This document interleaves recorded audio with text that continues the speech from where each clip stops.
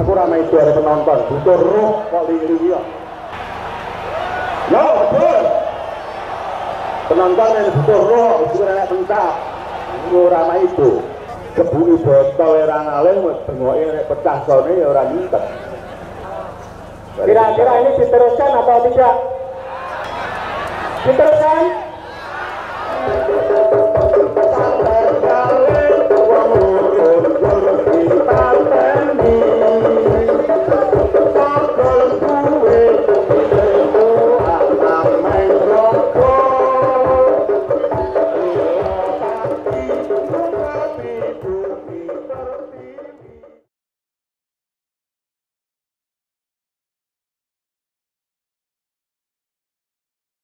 Putar 7 8 kaki samakan 6 sama posisi sama kiri tekuk tangan nunjuk lawan hitungan 2 pokoknya selamat itu aja. Kalau cari kemenangan nanti ada apa, ada di atas ring itu ada yang namanya menang dan kalah, padahal ya nggak ada lah di sana. Itu cari persaudaraan, dalam artian cari saudara lah di atas itu. Silaturahimnya pendekar itu di atas apa, di atas genjot pencak dor itu. Sudah terpaku dalam kata-kata atau dawuhnya Mbah Maksum toh, di atas lawan, di bawah kawan. Nah itu. Jadi mungkin kalau di atas itu tidak terima, mungkin latihan lagi, tanding lagi, seperti itu. 4 kali. Gol.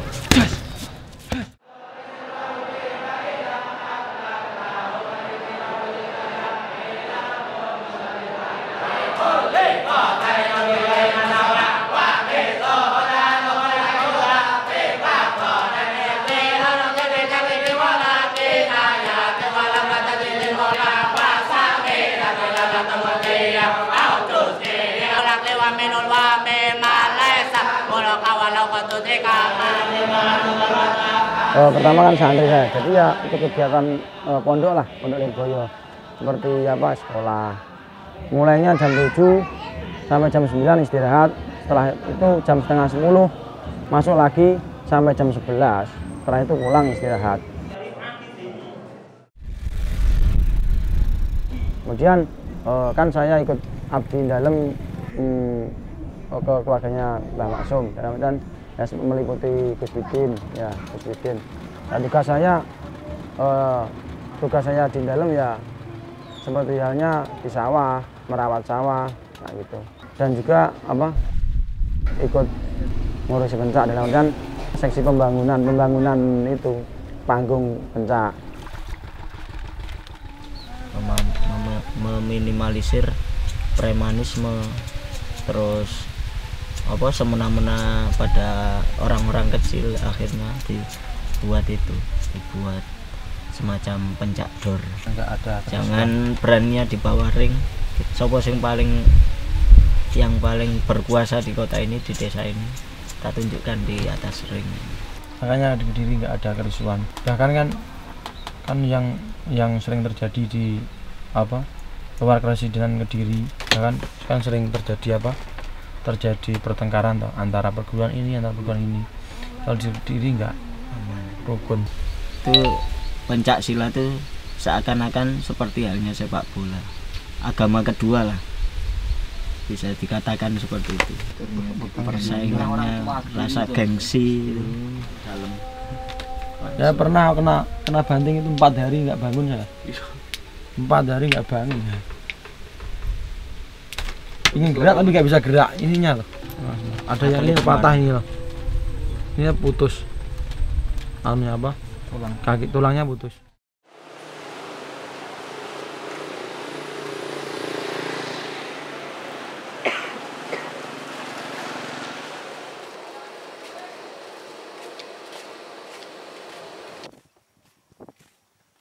Saya tertarik ikut pencak silat Gasmi karena yaitu pada waktu SMP.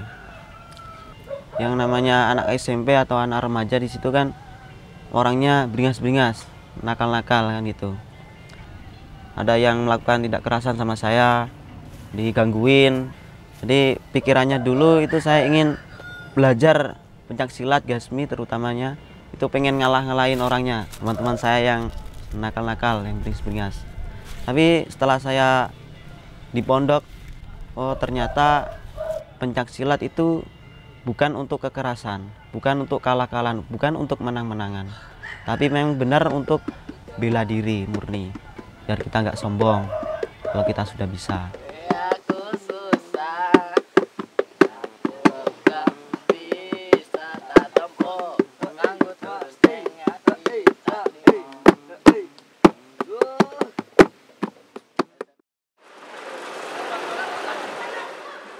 Sebagai santri mengaji kitab ulama salaf, yaitu kitab kuning. Nah, dan waktunya sendiri itu mulai habis isya sampai jam 11 malam.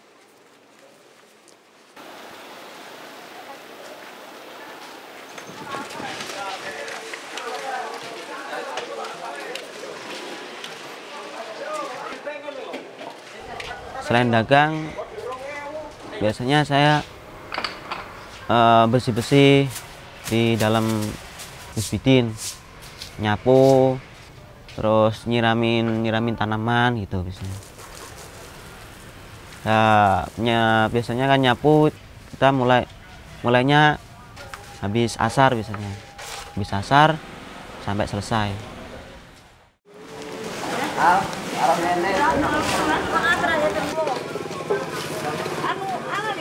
Aktivitas sebagai abdi pedagang di pasar, pedagang sayuran, sayur mayur. Pergi ke pasar mulai jam 2:30 sampai terbit matahari. Sudah terang lah, kira-kira kalau sudah sepi baru saya pulang.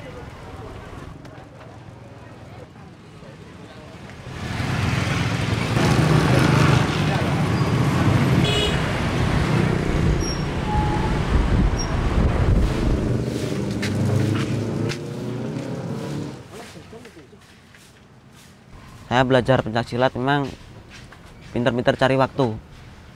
Meskipun ada waktu sedikit, kita gunakan untuk kita manfaatkan untuk belajar pencaksilat. Anak pondok itu kan kegiatannya banyak. Selain belajar agama, kalau anak dalam kerja juga. Tapi kalau dari luar, ini kan bebas mereka. Mau belajar kapanpun mereka siap. Sore, malam, pagi, mereka siap.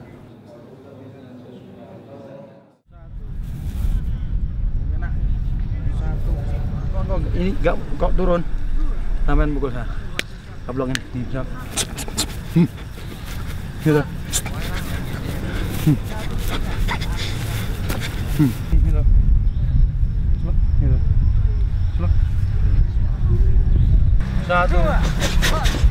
Satu. Nanti udah. Ketika naik dicari kelemahan.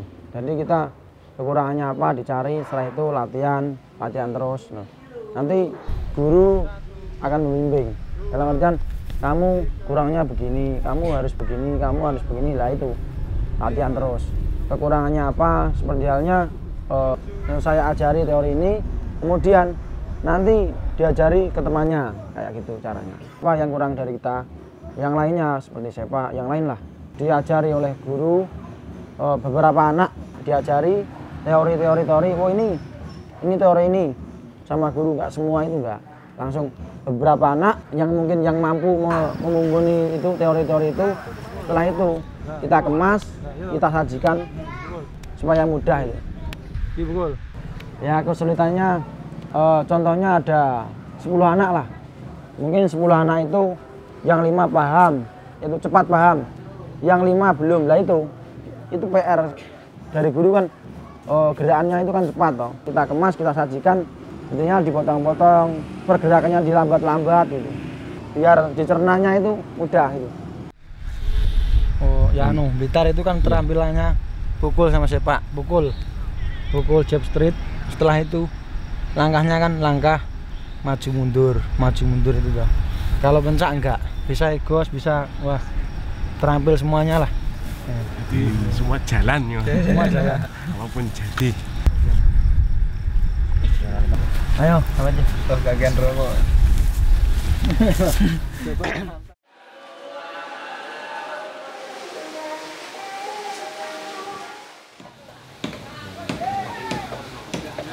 Mungkin bintang atau siapa yang ingin dipertemukan sama sampean di mana tadi?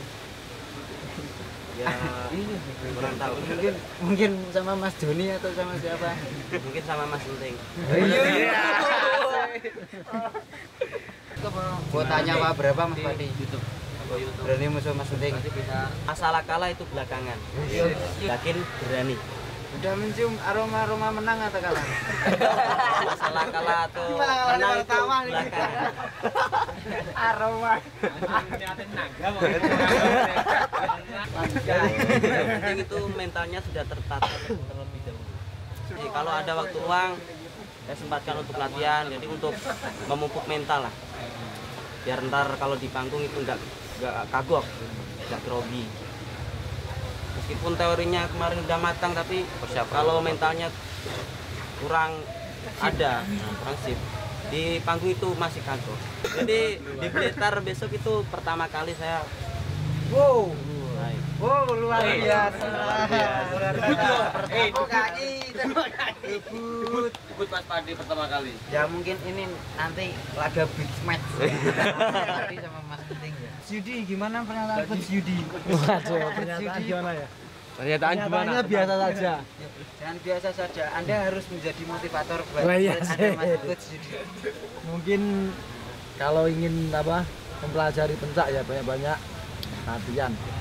Yang banyak latihan aja. Jangan lupa berdoa ya Mas Coach. Wah itu penting nomor 1 itu. Ini pemain baru loh Coach Yudi.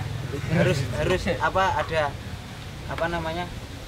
Adaptasi Coach Yudi. Ya alhamdulillah sudah semangat untuk berlatih tanding. Jiwa-jiwa petarungnya tinggi. Jiwa-jiwa petarungnya sudah mulai terpupuk dari dini.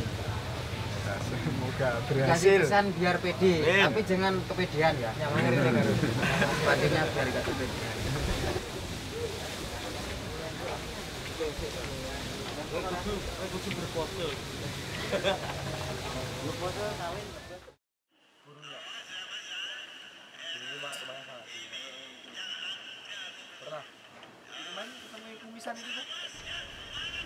Pengen naik ring, yang pertama saya melihat dari YouTube, saya menonton videonya Kang Joni, gerakan-gerakannya, terus bantingannya, mainnya juga enak. Nah saya tertarik dan saya pengen seperti Mas Joni itu, melatih kemampuan seberapa besar saya sudah bisa menguasai jurus-jurus dalam pencak silat untuk mengetahui kemampuan saya sendiri. Dari situ nanti kan kita dapat mengetahui kekurangan kita, kelebihan kita. Kalau kita masih ada kekurangan, berarti ya kita cari kekurangan di situ. Apa yang perlu kita pelajari lagi. Disitulah makna silaturahmi, kita bisa berkenalan, bisa berteman dengan perguruan-perguruan lain, dan kita juga bisa mengambil pelajaran dari mereka gitu. Jadi dalam mencadar itu malah bukan menjadikan kita bermusuhan dengan orang lain, bukan, tapi justru di situ nanti kita juga bisa mengambil pelajaran dari orang lain juga. Nah, di Indonesia sendiri kan budayanya banyak sekali, dan salah satunya adalah budaya seni bela diri. Nah, dengan adanya pencadar ini sebagai pelestari agar seni bela diri terutamanya dari pondok yaitu Gasmi agar tidak punah. Lihat terus, jangan sampai lemah. Coba mungkur. Nah ini melihat, langsung lihat. Jadi cepat. Ritmenya begini. Cek, gitu. Cek, ini jangan turun, langsung disut. Kalau sampean ini turun dulu baru nyepak. Nah nanti musuhnya tahu. Coba nyepak cocok. Setelah itu mungkur. Ya enggak?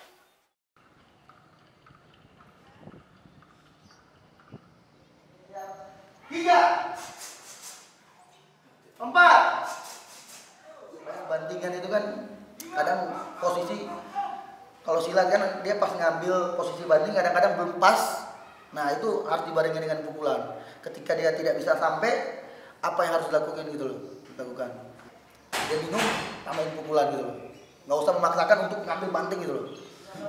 Saya bikin modern sama dia silat, saya boxing, digabungin biar keren lah. Gimana latihannya? Super wow. Super wow. Ya, tambah pengalaman nambah ilmu lagi. Ya, sama-sama saling apa ya? Saling tukar ilmu. Kamu kasih saya silatnya, saya kasih kamu tinjunya. Benar ya? Sama mungkin kembangan ciri khasnya pencak dornya. Jadi aku tak ingin pelajari juga biar lebih menarik. Sama mereka ini kan tukar ilmu kan. Mereka kasih saya silat, saya kasih tinjunya. Ya sama-sama barter. Di tinju kan kita nggak pernah ada yang namanya, kalau aku belum sempat sampai kejuaraan dunia. Dan kejuaraan dunia pun kalau Christian main itu penontonnya paling sedikit banget, nggak terlalu banyak. Nah lihat pencak. Penuh banget.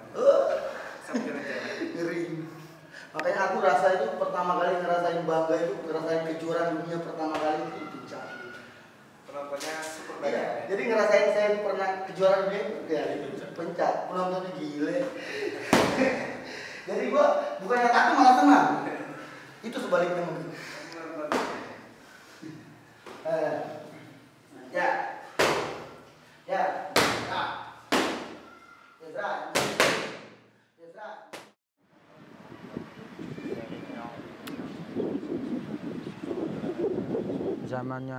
Zamannya Mbah Maksum. Ketika mau pencakan, istighosah dulu. Di sini kan pencaknya pencak pesantren, jadi ya nggak keluar dari ajaran agama lah, Ramadan begitu. Latihan juga minta pertolongan, bacaan-bacaan supaya kita diberi keselamatan, diberi pertolongan, ya itu aja.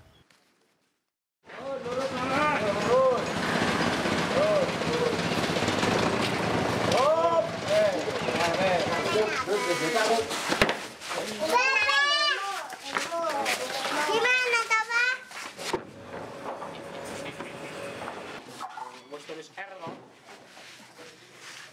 Seumpama pencaknya Sabtu malam Minggu, jadi pemasangan genjot itu mulai hari Kamis itu dipasang, setelah itu secukupnya mungkin ya 60%.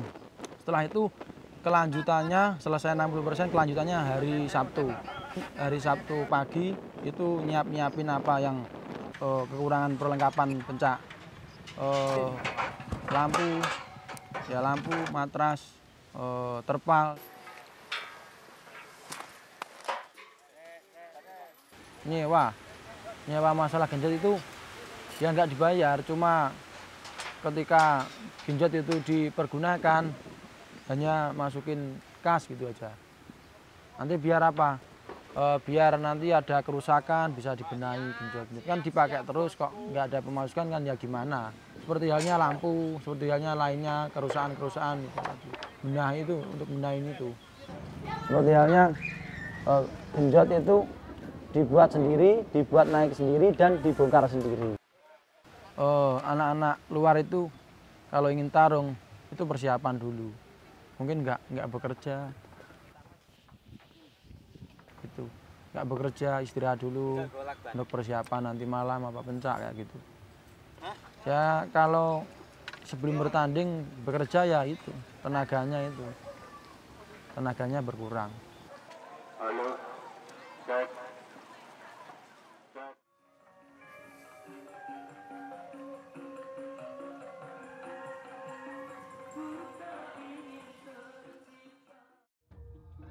Selamat datang pada perguruan-perguruan atau padepokan dari Padepokan Pangeran Lumbang Segoro Serengat Abah Haji Sulaiman Junjung Derajat Muksu dengan dari Gasmi Gerakan Aksi Silat Muslimin Indonesia yang diasuh oleh Penjelang Gus Bidin yang di Pondok Pesantren Lirboyo. Dan selamat malam, selamat mengikuti.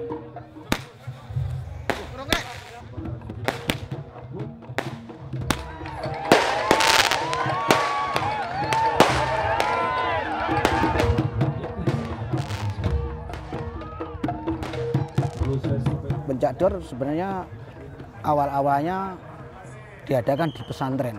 Zaman Belanda juga sudah ada dalam sejarahnya. Bercampur ya bela diri pencak dor itu ada yang basicnya itu dari lain-lain. Kalau dulu kan khusus kalangan santri, sekarang sudah di Blitar dan Kediri masyarakat apapun dari cabang olahraga apapun bisa ikut dalam tergabung di pencak dor.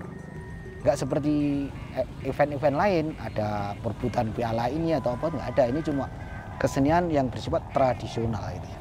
Menghipnotis penonton yang paling ramai adalah di pencak dor untuk selama ini ya. Yang populer sekarang pencak dor menyebut, dulu kan gelanggang bebas. Sebab bebas dalam penyerangan bebas. Boleh memukul, boleh menendang, boleh siku, boleh lutut, boleh gulat, boleh membanting. Gelanggang bebas tapi tetap aturannya tetap ada. Cepat. Was. Masuk. Kabeh bolo rene musuh. Musuh zaman rondo saiki rene perang. Perlu ambulan masuk. Ambulan. Oke. Was. Oh.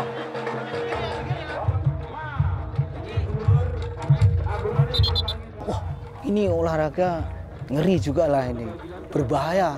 Sebab nanti kalau cedera, tidak ada ansurannya, nggak ada apa-apa, ini ditanggung sendiri. Itu ada yang komen gitu. Tapi kalau sudah darahnya darah pendekar, darah petarung, tetap walaupun berisiko, tetap berani. Gitu.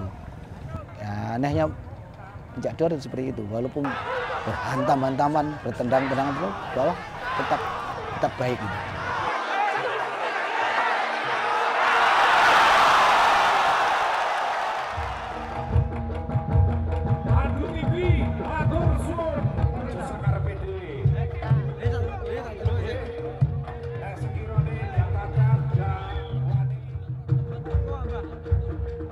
Alhamdulillah, waktu pertama naik ring emang ada agak perasaan, memang wajar ya namanya takut, masih manusia punya rasa takut, ada rasa gemetar gitu. Nah pas kita tarung di ring itu rasanya kayak melayang gitu, nggak sadarkan diri, tahu-tahu musuh sudah menyerang tanpa kita sadari. Ketika musuh meninju saya, ini kan saya nggak tahu, nggak sadar, tiba-tiba saya sudah ditinju sama kawan saya. Memang dari pertarungan di situ, ya pertama kan memang dari musuhnya itu memang lincah, cepat gitu. Jadi serangan yang saya lancarkan bisa dihindari. Saya kan juga pakai langkah, pakai tendangan cocor, tapi musuh bisa menghindar. Yang saya rasakan ya cuma panas gitu, panas ketika ditinju. Kalau sakit sih enggak, paling kalau sudah habis dari ring kita keturun 2 hari atau 1 hari baru kerasa. Jadi kalau kita mau naik lagi malah rasa getar, rasa takut ini sedikit berkurang karena demam panggungnya udah agak hilang. Justru malah lebih tertarik lagi saya untuk naik lagi. Sebenarnya ya nggak punya feeling untuk naik lah, karena apa ya, itu kegiatannya sudah banyak, akhirnya ya itu tenaga ya terkuras dari itu. Terus apa, sudah malam itu kok Heru pasang terus kok nggak ada, itu nggak ada yang mau, kan itu menjual, nggak ada yang membeli ya. Kami sudah punya memori lah, dia itu tahu lah cara main saya. Akhirnya ya itu menunggu, permainannya menunggu. Mungkin kalau dia mau mukul saya harus begini, nyepak begini. Kalau dipikir ketika mau naik kok tenaganya kehabisan. Kalau dipikir kehabisan ya kehabisan, ya dinikmati lah kayak gitu, dinikmati. Seumpama kita waktunya latihan ya latihan, waktunya nyantri ya nyantri, waktunya di dalam ya dalam, seperti itu. Nggak usah dipikir nggak usah dipikir susah lah. Relax, nyantai, dilakukan. Secukupnya mainnya, nanti kalau ada waktu tampil lagi, main lagi.